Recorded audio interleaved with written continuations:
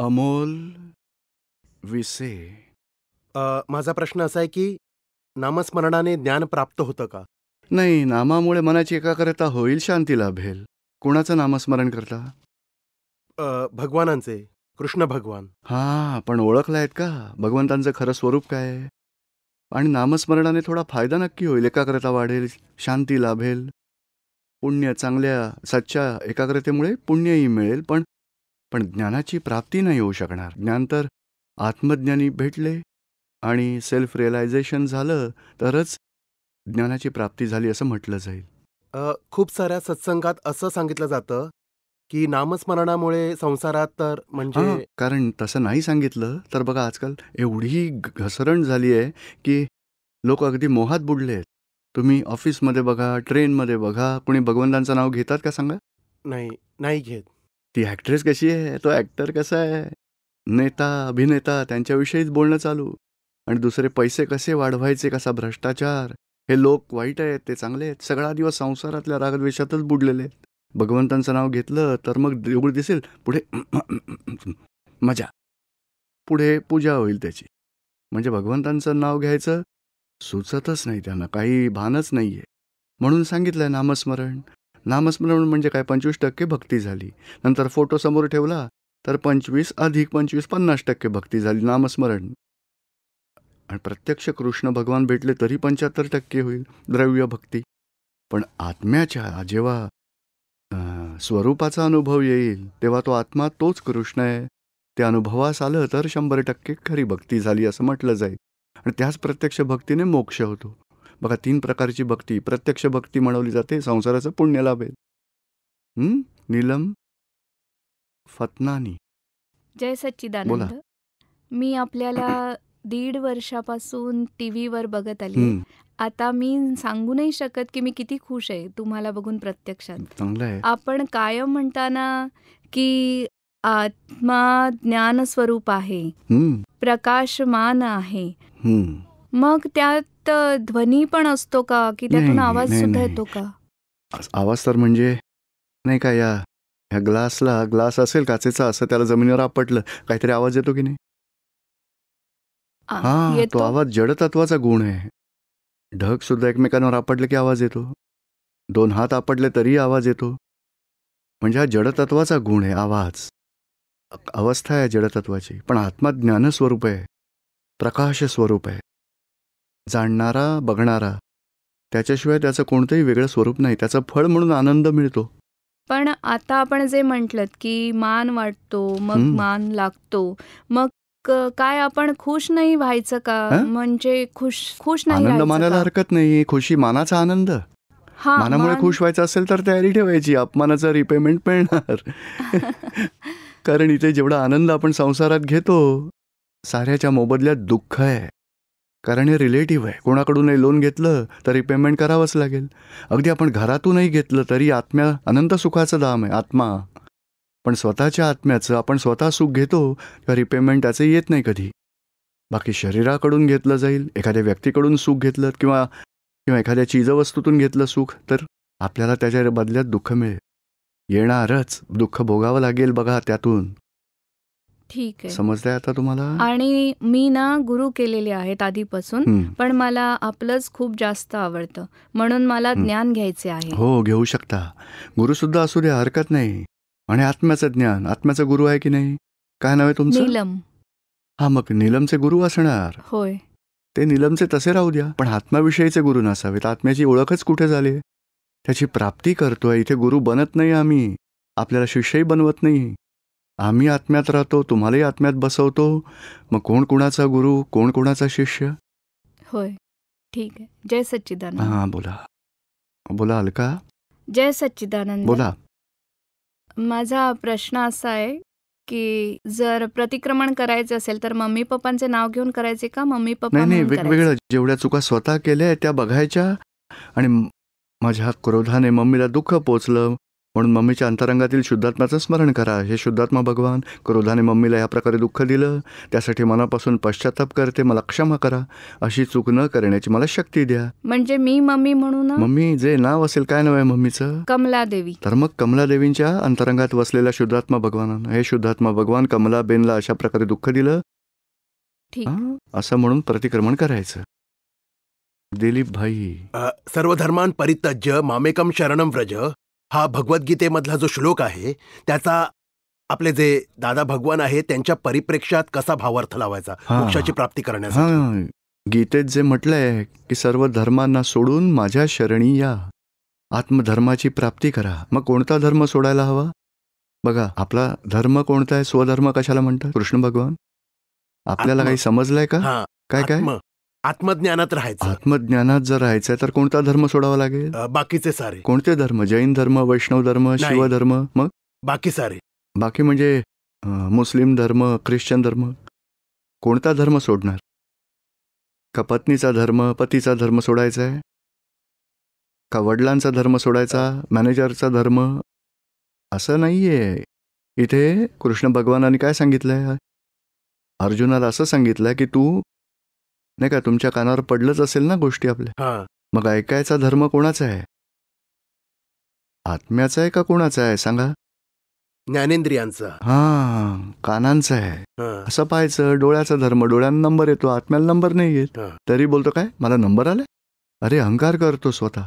बघा, ही 5 इंद्रिय आपल्या धर्माप्रमाणे वागतात. विचार येतात, तो धर्म कोणाचा असेल?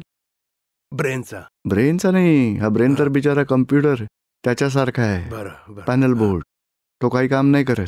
मनाचा धर्म आहे विचार करणं, चित्ताचा धर्म आहे बघणं, बुद्धीचा धर्म डिसिजन घेणं, अहंकाराचा धर्म कर्ता भाव, मी केलं असं म्हणणं. म्हणून ही पंचेंद्रिय आपल्या धर्मात असतातच. मन, बुद्धी, चित्त, अंतःकरण आपल्या धर्मात आहे. आणि आपण अज्ञानतेमुळे मीच डिसिजन घेतलं, मीच काम केलं, मीच विचार केला, मीच चालत पळत बस पकडली आहे, मी करताय. त्या अहंकारामुळेच आपण, अज्ञानतेमुळे आपण अहंकार करतो, परधर्मात दखल देत राहतो. आता ज्ञान असं प्राप्त करायचं की नाही, माझा आत्मधर्म ज्ञाताद्रष्टा राहणं, तो माझा आत्मधर्म आहे. आणि हे मन, बुद्धी, चित्त, अहंकार आणि पंचेंद्रिय यांचा धर्म वेगळा आहे. मी बघणारा, जाणणारा आहे. ते प्राप्त झालं की मग कृष्ण भगवंतांनी सांगितलं त्याची प्राप्ती होईल तुम्हाला. जय सच्चिदानंद. जय सच्चिदानंद. सुभाष गोडबोले. जय सच्चिदानंद. पूज्यश्री. बोला. विथ इटर्नल ग्रेटफुलनेस आपल्याला अनंत अनंत प्रणाम. आपण प्रत्येकातला शुद्धात्मा बघावा अशी शिकवण मिळाली आहे. आत्मा प्रकाश स्वरूप आहे. आता प्रत्येकातला मी समोरच्यातला शुद्धात्मा बघायचा म्हणजे एक्झॅक्टली काय बघायचंय?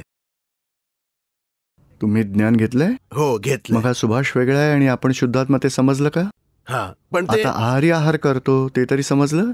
सुभाषजी काय खाल्लं? 2 पोळ्या खाल्ल्या, भाजी खाल्ली, लाडू खाल्ले, सगळं तुम्हाला समजतंय ना? सुभाषजी नंतर चालतात, वॉक करतात, तेव्हाही वाटतं की सुभाष वॉक करतोय. त्याला जाणून घेणारा माझं स्वरूप आहे. जसा मी शुद्धात्मा आहे, सुभाष काम करतोय, तसं समोरच्याचंही पाहायचं, चंदू काम करतोय आणि मी स्वतः शुद्धात्मा, ज्ञाताद्रष्टा.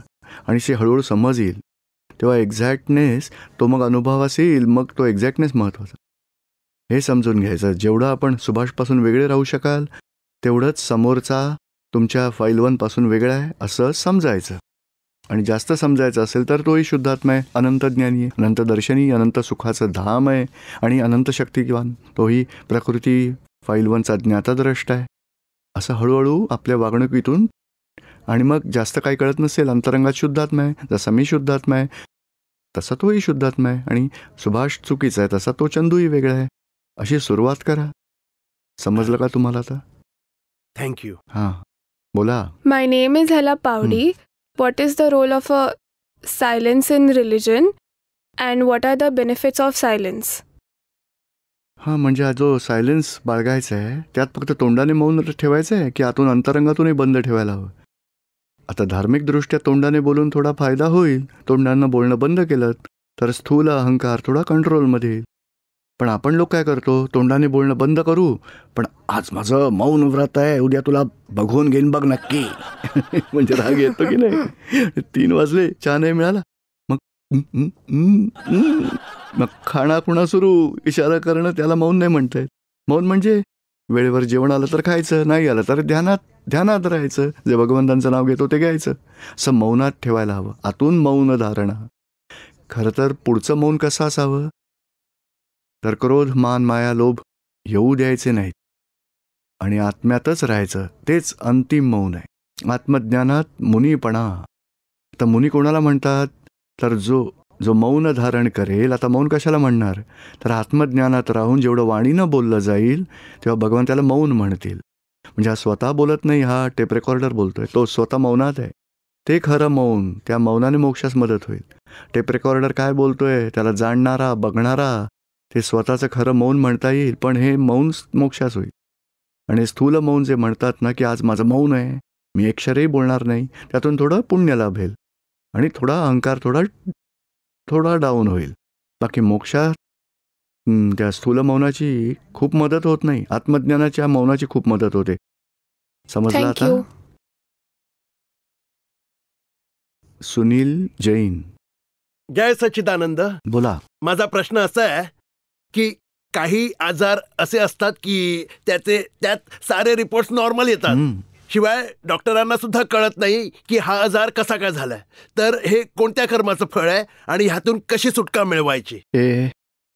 ह्या डॉक्टरांचं काय आहे की लिमिटेड विजन असते त्यांच्याकडे आणि आपल्या सूक्ष्मातल्या कित्येक कर्मांच्या अशुभामुळे रोग होतात. अशा वेळी समजून घ्यायला हवं की आपला अशा आता वेदनीय भोगण्याचा काळ चालू झालाय. कर्म पूर्ण झालं तर चांगलं निदान होईल, चांगलं औषध सापडेल, आजार बरा होईल. जोपर्यंत आजार बरा होत नाही तोपर्यंत कर्माचा उदय चालू आहे. निमित्त अजून पुण्ययोग आला नाहीये म्हणून निमित्त चांगलं नाही मिळत. म्हणून हळूहळू काय उपाय करायला हवा, तर शरीराला जे आजार झाले त्यांना वेगळं ठेवायचं. हे सुनीलच्या शरीराला होत आहे, मी तर शुद्धात्मा आहे. हे ज्ञान प्राप्त करून शारीरिक आजार, जो आजारी आहे त्याला वेदना सोचतोय जो, त्याला वेगळं ठेवायचं आणि आत्मज्ञानात राहायचं. कारण आजार हे कर्माचं फळ आहे आणि आत्मा त्यापासून वेगळा आहे. अशी जागृती ठेवल्यामुळे काय होतं की नवं बीज पडणं बंद होतं. नाहीतर मग अज्ञान दशेत नवी बीजं पेरली जातात. माझं काय होईल, मी आजारी पडलोय, मी आजारी आहे, म्हणजे 10 आजार आहेत, मी आजारी आहे म्हटल्याने 10 गुणिले 10 100 आजार होतात. 100 आणि गुण, त्यामुळे जास्त दुःख भोगावं लागेल त्याला. त्याऐवजी ज्ञानाने तटस्थपणा राखा आणि योग्य वेळ येऊ द्या, औषधं निमित्त बनतील, तेव्हा कर्म पूर्ण होईल. आपण तोपर्यंत आत्म्याच्या पुरुषार्थात राहायचं आहे, मोक्षाचं काम करून घ्यायचं. जय सच्चिदानंद. पुष्पा खैरनार, नाही किरण पारेख आहे का पुष्पा देता? प्रणाम दीपक भाई. बोला. My question is, when I look at my file number 3, that is my son, my drishti does not go beyond his packing, gets stuck and does not reach his Shuddhatma, and my mind gets disturbed. I feel I have failed in my duties as a mother. I feel very guilty and I am doing pratikraman regularly. I feel I have failed in giving good sanskar and a successful career to my son. In spite of giving all that I could, I feel very guilty and I want to get out of this guilt. So please help. I have taken Jnana on 28 November 2015 in Pune. Thank you. You can hear Niruma's so many cassettes. You can listen. आई वडील मुलांचा व्यवहार, पती पत्नीचा दिव्य व्यवहार, अशा खूप सगळ्या cassettes आहेत. नक्की ऐका. दादाजींची पुस्तकं आहेत आई वडील मुलांचा व्यवहार. ती जेवढी तुम्ही वाचत जाल त्यातून तुम्हाला मग सच्ची समज मिळेल. How to deal with the children. काय वय मुलाचं? 26. हां, मग चांगलीही समज आणि मुलालाही ज्ञान द्या चांगल्या प्रकारे शक्य झालं तर. आणि मी कर्तव्य नीट नाही बजावलं, मला अपराधी वाटतंय असं म्हणण्याऐवजी प्रार्थना करा, प्रतिक्रमण करा की दादा भगवान त्याला सद्मार्गावर चालू दे, सद्बुद्धी मिळो, त्याचं करिअर चांगलं राहो, आपण कृपा करा. प्रार्थना करा. गिल्टी वाटून घ्यायची काही गरज नाही. आणि प्रार्थना करा, प्रेयर करा मुलासाठी. समजते आता तुम्हाला? Okay, thank you. लाल, मुंबई. नमस्कार पूज्यश्री. बोला. मला व्यवस्थित आणि पुरुषार्थ आणि परमात्मा यांच्याविषयी एक प्रश्न आहे.